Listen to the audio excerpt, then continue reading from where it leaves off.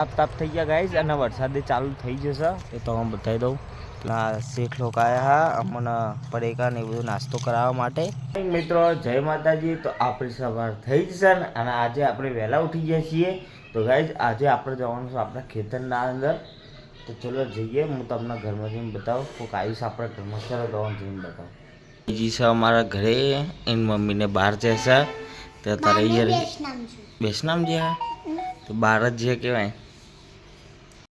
અમે જઈએ છીએ ખેતરમાં ચાય લેતા છે. કૂતરો અને ગાયો માટે ગાઈસ રોટલા લઈ લીધા છે. દેખો અંદર હ રોટલા અને પાણી ઈકન મેળ દીધું. બાઇક લઈને જઈએ આપણે. તો ગાઈસ આપણે ખેતરમાં આવી ગયા છીએ અને આટલા પિંકી બેહી રહ્યા અને આપણે ચલો દેખો તો વાતાવરણને થોડું સારું સોયલો.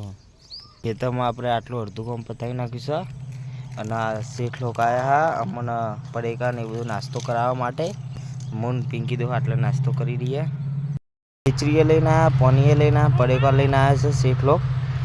મારા ભાઈ કિશન ને મારા ભાભી બે શેઠ છે ને અમે બે મજૂર છીએ. તાપ થઈ ગયા ગાઈઝ અને વરસાદ ચાલુ થઈ જશે એ તો હું બતાવી દઉં. તો જો અંધારેલું છે, 1 વાગી જશે અને આપણે આપણું અડધું ખેતર પતાવી નાખી છે. તો હું બતાવી દઉં. દેખાય આ બધું આટલું આખું પતાવી નાખ્યું. પેલી સાઈડનું બાકી રહી ગયું. હવે ઘરે જઈએ ખાવા માટે. જેમ તો હોજે આવીએ તો મચ્છર બહુ કરી રહ્યા. તો દેખીએ હોજે ટાઈમ મળશે તો આવશું, નગર નહીં આવીએ.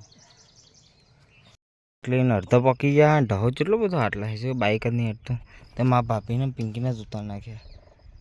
આવશે હવે બહાર શાંતિ મોટલો પડ્યો આવતા રહે છીએ. અને અમારી તો નવી કારી કૂતરી આવી છે અહીંયા રહેવા માટે. દેચી બેસી રહ્યા. તો ચાલો ઘરે ખાઈને પાછા જઈએ ખેતરમાં.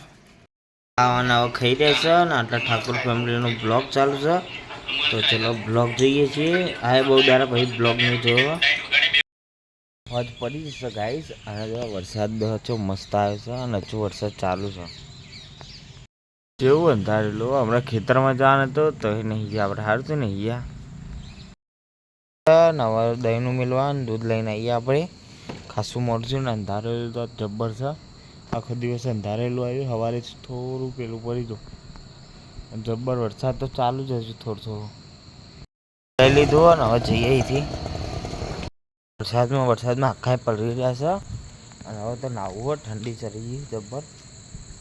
હાથે કરતા થયા તો ગાઈઝ આજે ખીચડી બની છે અને આટલા દૂધની શાક બની છે. આમાં પણ મને ભાવતું નહીં એટલે હું આ બપોરનું શાક ખાઈ શકતા. કિશનભાઈ આવશે હમણાં મોડા.